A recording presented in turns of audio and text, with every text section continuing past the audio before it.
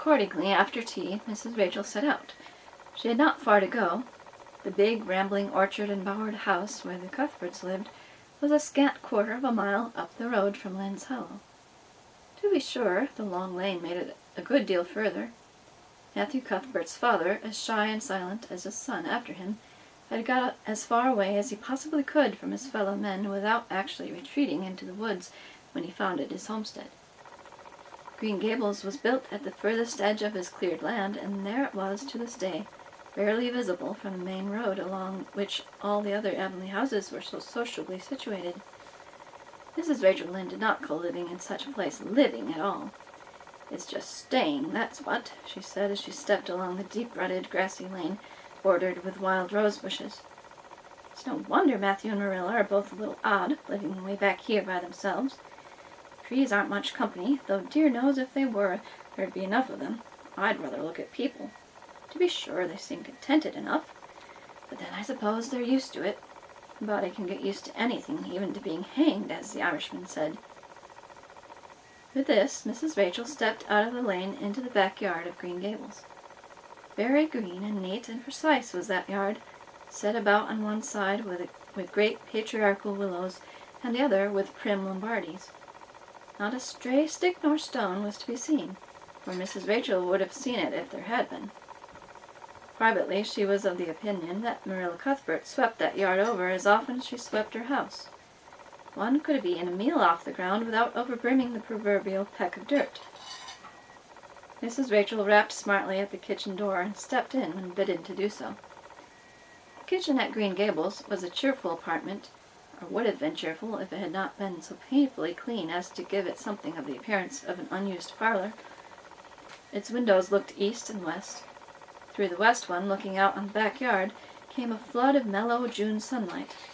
But the east one, whence you got a glimpse of the bloom-white cherry trees in the left orchard and nodding slender birches down in the hollow by the brook, was greened over by a tangle of vines. Here sat Marilla Cuthbert, when she sat at all, always slightly distrustful of sunshine, which seemed to her too dancing and irresponsible a thing for a world which was meant to be taken seriously. And here she sat now, knitting, and the table behind her was laid for supper. Mrs. Rachel, before she had fairly closed the door, had taken a mental note of everything that was on that table. There were 3 plates laid, so that Marilla must be expecting someone home with Matthew to tea. But the dishes were everyday dishes, and there was only crab-apple preserves and one kind of cake, so that the expected company could not be any particular company. Yet what of Matthew's white collar and the sorrel mare? Mrs. Rachel was getting fairly dizzy with this unusual mystery about quiet, unmysterious Green Gables. "Good evening, Rachel," Marilla said briskly. "This is a real fine evening, isn't it? Won't you sit down? How are all your folks?" Something that for lack of any other name might be called friendship existed, and always had existed, between Marilla Cuthbert and Mrs. Rachel, in spite of, or perhaps because of, their dissimilarity. Marilla was a tall, thin woman, with angles and without curves. Her dark hair showed some gray streaks, and was always twisted up in a hard little knot behind, with 2 wire hairpins stuck aggressively through it. She looked like a woman of narrow experience and rigid conscience, which she was, but there was a saving something about her mouth, which, if it had been ever so slightly developed, might have been considered indicative of a sense of humor. "We're all pretty well," said Mrs. Rachel. "I was kind of afraid you weren't, though, when I saw Matthew starting off today. I thought maybe he was going to the doctor's." Marilla's lips twitched understandingly. She had expected Mrs. Rachel up. She had known that the sight of Matthew jaunting off so unaccountably would be too much for her neighbor's curiosity. "Oh, no, I'm quite well, although I had a bad headache yesterday," she said. "Matthew went to Bright River. We're getting a little boy from an orphan asylum in Nova Scotia, and he's coming on the train tonight." If Marilla had said that Matthew had gone to Bright River to meet a kangaroo from Australia, Mrs. Rachel could not have been more astonished. She was actually stricken dumb for 5 seconds.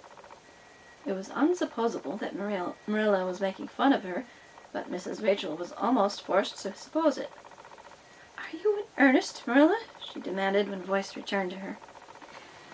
"Yes, of course," said Marilla, as if getting boys from orphan asylums in Nova Scotia were part of the usual spring work in any well-regulated Avonlea Farm instead of being an unheard-of innovation. Mrs. Rachel felt that she had received a severe mental jolt. She thought in exclamation points. A boy! Marilla and Matthew Cuthbert, of all people, adopting a boy from an orphan asylum. Well, the world was certainly turning upside down. She would be surprised at nothing after this. Nothing. What on earth put such a notion into your head? She demanded disapprovingly. This had been done without her advice being asked, and must perforce be disapproved. Well, we've been thinking about it for some time. All winter, in fact, returned Marilla.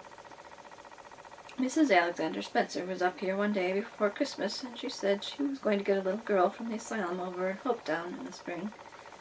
Her cousin lives there, and Mrs. Spencer has visited here and knows all about it.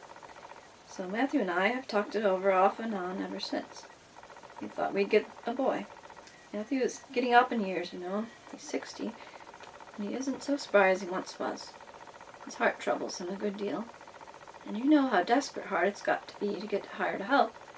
There's never anybody to be had but those stupid half-grown little French boys, and as soon as you do get one broke into your ways and taught something, he's up and off to the lobster canneries or the States. At first Matthew suggested getting a home boy, but I said no flat to that. They may be all right, I'm not saying they're not, but no London street Arabs for me, I said. Give me a native born at least. There'll be a risk no matter who we get, but I'll feel easier in my mind and sleep sounder at nights if we get a born Canadian. So in the end we decided to ask Mrs. Spencer to pick us out one when she went over to get her little girl.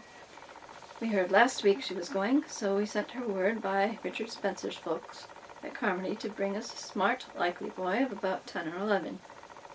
We decided that would be the best age, old enough to be of some use in doing chores right off, and young enough to be trained up proper. We mean to give him a good home and schooling. We had a telegram from Mrs. Alexander Spencer today.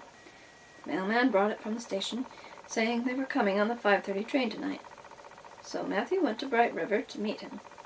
Mrs. Spencer will drop him off there. Of course, she goes on to White Sands Station herself. Mrs. Rachel prided herself on always speaking her mind.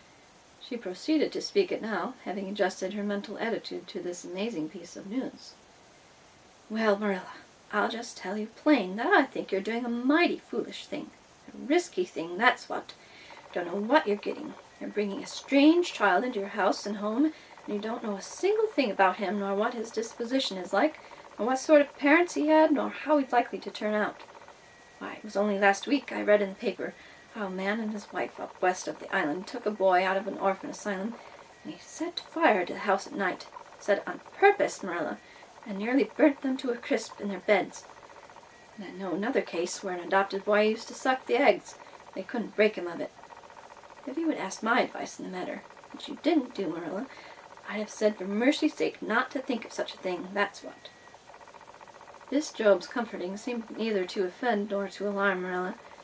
She knitted steadily on. I don't deny there's something in what you say, Rachel. I've had some qualms myself, but Matthew was terrible set on it. I could see that, so I gave in. It's so seldom Matthew sets his mind on anything that when he does, I always feel it's my duty to give in.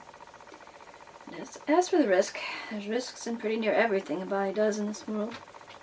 There's risks in people's having children of their own, if it comes to that. They don't always turn out well. And then Nova Scotia is right close to the island. It isn't as if we were getting him from England or the States. Can't be much different from ourselves.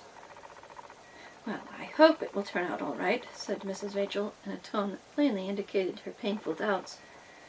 Only don't say I didn't warn you if he burns Green Gables down or puts strychnine in the well. I heard of a case over in New Brunswick where an orphan asylum child did that, and the whole family died in fearful agonies. Only it was a girl in that instance.